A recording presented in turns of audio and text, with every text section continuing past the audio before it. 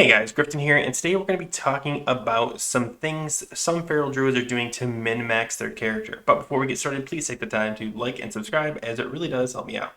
Okay guys, if you saw the title, you clearly know what I'm going to be going over. I put off flower shifting for a while because I actually hoped it would be bug fixed. I know it, a lot of you are like, no, I love it, that's fine.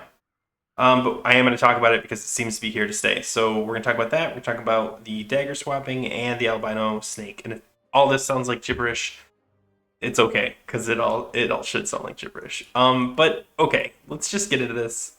So if you're trying to min max and try to get the absolute pumper amount out of you, you might be doing bear weaving. If you don't know what bear weaving is, I did a whole video on it. But essentially, it's while your energy is low. I don't know why I'm facing this guy, but whatever. When your energy is low, you shift to bear, and you either do a lacerate, maul, or a lacerate, mangle, or both, and then you go back into cat form, and then continue to do the things because your energy continues to go up as you go. That is the basics of bear weaving. But instead, some people are opting to, when they get low on energy, I'll demonstrate again. Take a second. So they get low on energy, they shift out to proc an Omen of Clarity by casting Gift of the Wild, and then shifting back in. Now, I was out for a while just because I was talking about what I was doing it, but essentially it's going to look more like this. Out, and then back in. And that's it. That is flower shifting to get the Omen of Clarity proc. In a 25-man, it's like a 90% chance to proc, very high. In a 10-man, it's still pretty high. In a 5-man, it's hit or miss. On a single target, it's still decent. I mean, like, I'll run out of energy too fast, but it still happens. So people flower shift. Now, the downside to flower shifting is when you shift out of form, you lose leader of the pack. So I'm in form right now. I have leader of the pack. It increases melee critical strike critical chance by 5%. And ranged, so specifically hunters. Awesome, great job. When you shift out, you lose that. Now, the reason you might be able to do the shifting is because you have another feral or a fury warrior. So other feral like a druid tank will also be giving off leader of the pack. So you don't have to be putting that buff up because someone else is doing it for you. So you shifting out for those short periods of time doesn't matter. The other scenario would be if you have a Fury Warrior doing, I think it's called Rampage. I think it's Rampage. I don't know why I'm hesitant.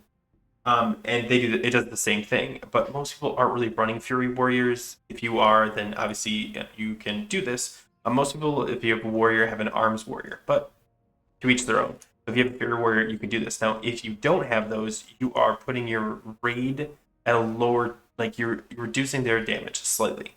And that's something you have to decide if you're okay doing. I personally don't like the idea of hindering the raid to get a better parse, but if your guild or your raid isn't like trying to parse and they don't care, then I think neither should you, but that is your own opinion. So that's flower shifting in a nutshell. So again, damage, go for the proc, and then go back. Okay, now I'm going to explain the other two things that the reason I had to explain those first is because they are paired with it. So the first thing I'm going to talk about is the stupid snake that you might see, you've already seen running around. Sorry, I've got so much going on my screen. Let me just get rid of all this. There we go. Okay, so I have swing timers. I don't normally run swing timers, but for this, it's going to make sense why. So essentially all we're going to do is I'm just going to show you what swing timers do. So this is my main hand. I'm a druid, so I only have a main hand. And you can see I have about a 1 second cast because I have haste. It's a little bit faster. It's probably like 0.8, maybe 0.9. And this is a fast damage for a cat. This is like pretty good. This is what you expect. When you bear weave, you shift into bear form like this, and your swing timer slows down quite a bit. See, it's 2.2 seconds, I think, for me. I think it's 2.5, but then with haste, it's reduced down to 2.2.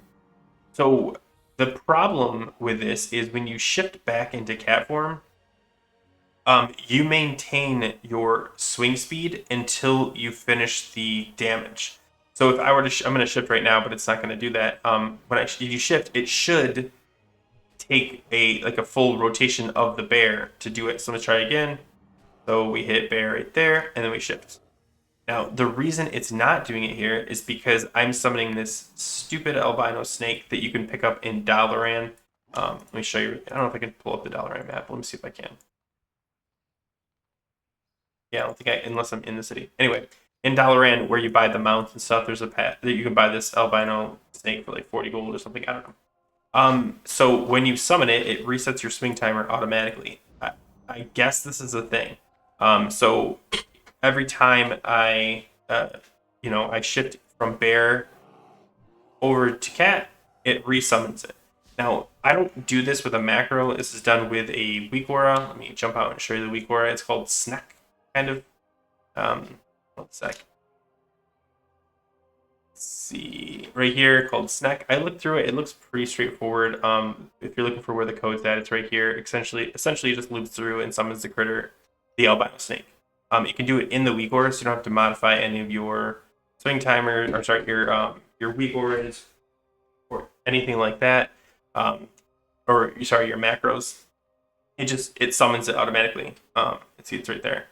So if you want to shave or increase your DPS by like 50, maybe this might be something you want to do. It's kind of like in the background, it just happens. So if that's something you're interested in, if you're bear weaving, it might help. The other thing is I'm calling it dagger swapping. If there's some stupid name for it already, I apologize. That's just what I'm calling it. So dagger swapping goes hand in hand with flower shifting, which we talked about earlier. So I'm low on energy, and when I shift into form to cast Gift the Wild, I then get my swing speed of my weapon, which is on this one particularly 2.4, because I've got Journey's End. Now the problem is the same thing when you switch back to cat. It should take the whole cycle. But because of Albino Snake, it doesn't. Other people, to speed it even more, when they shift, they actually equip a dagger, so they keep the fast speed, and then they go right back, and it's minuscule, minuscule. But it is a slight increase. So if someone's saying, "Hey, I'm dagger swapping," that's what they're talking about. If someone's saying they're using the Albino Snake, that's what they're talking about. Honestly, I don't do either one of these. But if you're interested in doing something to try to min-max a little bit more, the Albino Snake is an absolute no-brainer. Like, not a no-brainer. It requires no brain to do it if you get the weak aura, because it just summons automatically.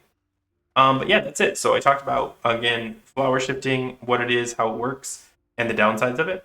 I talked about the albino snake, and I talked about the dagger. So I think that's everything I can think of. Now, if there's some other weird meta things people are trying, or if you think this is garbage, let me know in the comments. I'd love to hear about this stuff. If you can't hear from my tone, this is not my favorite kind of video to make, but at the same time, some people like this stuff. So I wanted to put it out there for those of you that are looking to absolutely min-max your character. Thanks for watching, guys, and as always, take care.